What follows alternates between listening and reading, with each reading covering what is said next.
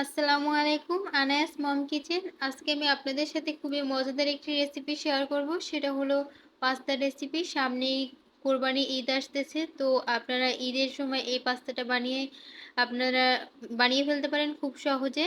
তো এটা আমি দেখাবো একদম ঘরোয়া উপকরণে আপনারা কিভাবে করে পাস্তা তৈরি করবেন সেটাই দেখাবো। তো আশা করি ভিডিওটা ভালো লাগবে, আর ভালো লাগলে অবশ্যই আমার চ্যানেলটা সাবস্ক্রাইব করবেন। তো চলেন ভিডিওটা শুরু করা যাক।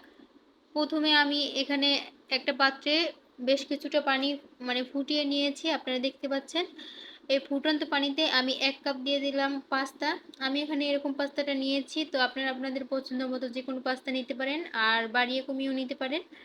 তো আমি 1 কাপ পাস্তা নিয়েছি, তারপরে এটা আমি ফুটন্ত গরম পানিতে দিয়ে তারপরে আমি 3 মিনিটের মতো এটা ফুটিয়ে নেব। এর বেশি ফুটানোর দরকার নেই। আর এখানে দিয়ে দেবো সামান্য একটু লবণ এবং সামান্য একটু তেল। এটা দেওয়ার কারণে কিন্তু একটা পাস্তা আর একটা পাস্তার গায়ে লেগে যাবে না। তো এটা অবশ্যই দেওয়ার চেষ্টা করবেন। আর এই পর্যায়ে লবণটা দিলে আর পরবর্তীতে লবণটা দেওয়ার প্রয়োজন পড়ে না। তো এটা ঢাকনা দিয়ে আমি 3 মিনিটের মতো অপেক্ষা করছি। 3 মিনিট পরে আমি এগুলো তুলে নিব।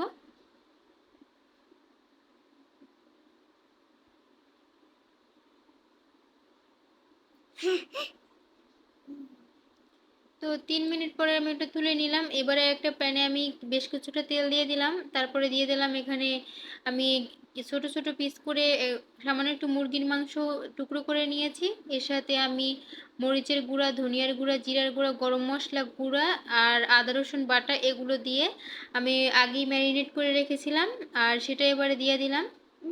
তো এটা আমি তেলের সাথে কিছুক্ষণ ভেজে নিব। আর অবশ্যই এটা কিন্তু হাই হিটে ভাজতে হবে, না হয় চিকেনের থেকে পানি উঠে আসবে। তো আমি হাই হিটে এটাকে প্রায় 2 মিনিটের মতো ভেজে নিব।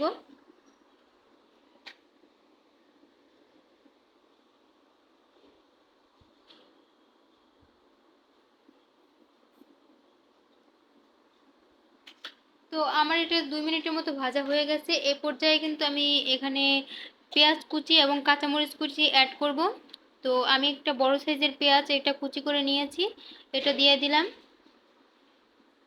আর 3টার মতো কাঁচামরিচ এটা আমি ফালি করে দেইনি, যাতে করে ঝালটা একটু কম হয়, কারণ আমার যেহেতু ছোট বাচ্চা আছে, আমার বাচ্চাটা অনেক বেশি পাস্তা পছন্দ করে, তাই। তারপরে আমি দিয়ে দিলাম একটা ডিম। এই ডিমটা একটু মাঝখান থেকে এভাবে ভেঙে আমি একটু করে দিচ্ছি, ছাড়িয়ে দিচ্ছি। আপনারা দেখেই বুঝতে পারছেন আমি কিভাবে করে করছি। তো এটা সবগুলো একসাথে মিশিয়ে এবার আমি যে সিদ্ধ করে রেখেছিলাম পাস্তাটা সেটা দিয়ে দেবো। এটা কিন্তু রান্না করতে খুব একটা বেশি সময় লাগে না, এটা কিন্তু ঝটপট আপনারা 10 মিনিটে তৈরি করে নিতে পারবেন। তো এবারে আমি পাস্তাগুলো ভালোভাবে মিশিয়ে নিব। আর মেশানো হয়ে গেলে এখানে আমি ম্যাগি মশলা দিয়ে দিচ্ছি। 1 প্যাকেট পুরোটা দিচ্ছি না, আমি মানে 3 ভাগে দিচ্ছি আর 1 ভাগ রেখে দিচ্ছি এরকম।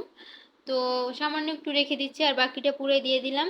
তারপরে আমি এটা ভালোভাবে পাস্তাটা মিশিয়ে নিব। আর মেশানো হয়ে গেলে দিয়ে দেবো এখানে আমি টমেটো সস। আমি এখানে 2 চা চামচের মতো টমেটো সস ব্যবহার করছি। আপনারা আপনাদের পছন্দ মতো আর একটু বাড়িয়েও দিতে পারেন, তো আমি বেশি একটা দেইনি। তো সসটা দিয়ে ভালোভাবে মিশিয়ে আমি এটা নামিয়ে নিব। তো আশা করি ভিডিওটা ভালো লাগছে, আর ভালো লাগলে অবশ্যই আমার চ্যানেলটা সাবস্ক্রাইব করবেন। তো আজকে এই পর্যন্তই, সবাই ভালো থাকবেন। আল্লাহ হাফেজ।